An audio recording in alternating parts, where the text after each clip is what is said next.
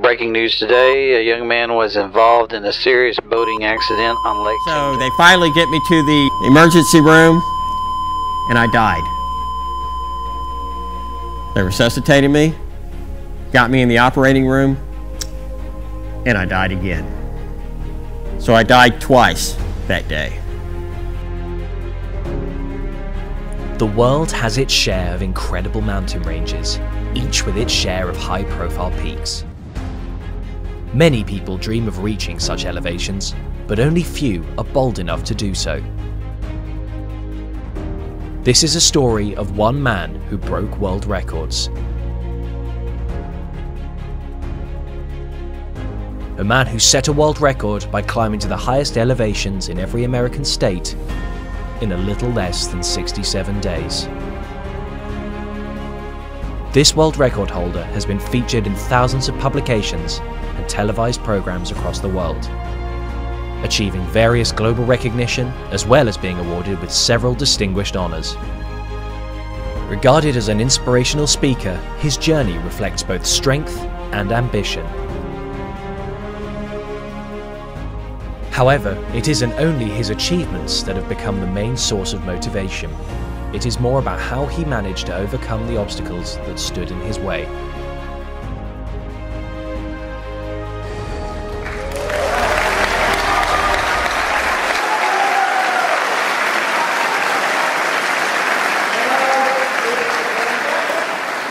You saw that I am a mountain climber, yes?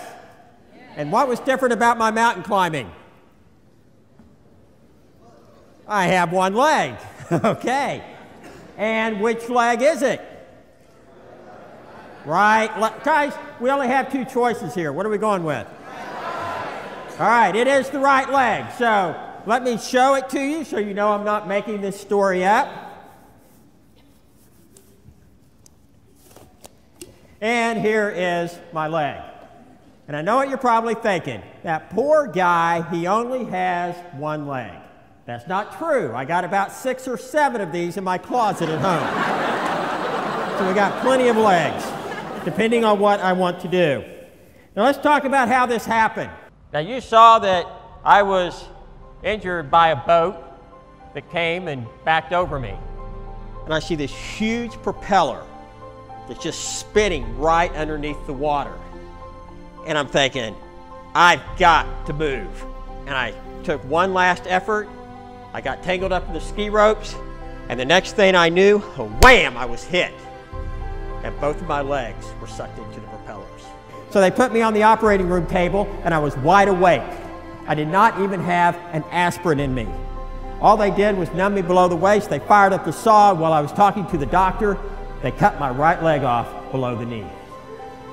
And that was when I realized that no matter how difficult things may seem out here, no matter how scary they may seem out here, that chaos and craziness has no power compared to the power that you have within you.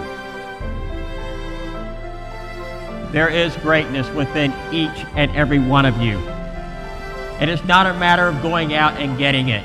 It's a matter of bringing it out from within you, because that is where it is. You will never find it anywhere else, because greatness is not just within one of us, it's within every one of us. And together we can make this world great. Thank you.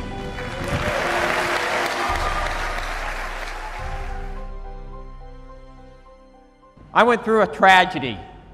Some of you sitting in this room today, you have gone through a tragedy yourself. So I was having to go in and out of surgeries practically every other day. And while I was in there, I kept asking this one question. This question that I was screaming when they put me into the boat. And that was, why? Why? You know, sometimes we get that answer right away. And I can't tell you what your why is, in any situation that you might go through. But I can tell you when you will recognize it. It is when it not only blesses you, but it also blesses others. Sometimes it takes weeks, months, years. And in my case, it was going to take almost 20 years before I would know what the answer to that question was. Every single one of you has something to offer to every single person alive. There is no one that you don't have something that you can't give to. There is no such thing as fear. Fear does not exist. And let me give you an example. When I'm standing on the edge of a cliff and I got thousands of feet below me, I'm thinking, wow, this is amazing. And the person standing right next to me, they're literally peeing in their pants. I had this lady that was kind of my mentor. And she was only about yay tall and lived out in the desert, and we called her Yoda. She looked like Yoda, Star Wars. I really took what this woman had to say to heart, because like she would get letters, just to give you an idea how respected she was. She would get letters from the White House. Then there was this other guy that came to her, and he said, I don't know what to do. Somebody's taken one of my characters and I only have a duck and a mouse, and I don't know which one to make the main character. And she said, well, the mouse, of course. And of course, you know the guy is Walt Disney. But one of the things that she used to say to me was, Todd, when you go through really difficult times in your life, somebody does something or you get hurt, you can get mad about it, scream, kick, whatever it is you want to do. That's okay. But you only get to do it for 60 seconds. Because after that, you got to get on with your life. And you just got to let it go. Look at this climbing axe. Does it look like I ever fell? Yes. I have fallen many, many times. But the mark of a true winner is not about falling. And you are going to fall. You are going to make mistakes. But what's important is not whether or not you fall or not. Whether you fall 1 time, 3 times, or 297 times. What's important is that you get back up. And that you get back up every single time. Because the one time that you decide not to get back up, that's the one time that you're going to hold yourself back from being able to get to that greatness and that power and that place that you want to be in your life. The world record was 101 days.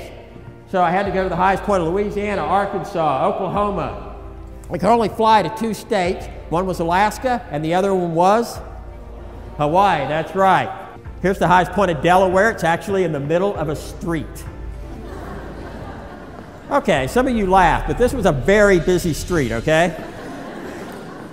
So I come up to Oklahoma, which is Black Mesa, and I'm up on top. You have to hike a couple of miles in, and I'm thinking to myself, after all this climbing, Todd, you are a mountain climbing stud. That's just all there is to it. And once I got to the top, there were a group of 3rd and 4th graders waiting for me. And here I am, about 20,000 feet toward the top of Mount McKinley. You can see the 3 climbers here. At that point, I was already pretty scared. I already had 2 body bags drug in front of me. One was a frozen climber. They found him hanging upside down on his rope. The other one, they found him sitting on a rock with the radio next to his head like he was talking into it, frozen to death. And he was hired by the Park Service to teach safe climbing techniques. The idea behind the climb was to climb to the highest elevation of all 50 states. This is something that 32 people in the world had done. I did become the first leg amputee to climb to the highest elevations of all 50 states. Also, the world record was 101 days, set by Adrian Crane, the British mountain climber. Instead of doing it in 101 days, which was the 2-legged world record, I did it in 66 days, 22 hours, and 47 minutes, thereby shattering the 2-legged record by over 35 days and becoming the first and only disabled person. Thank you.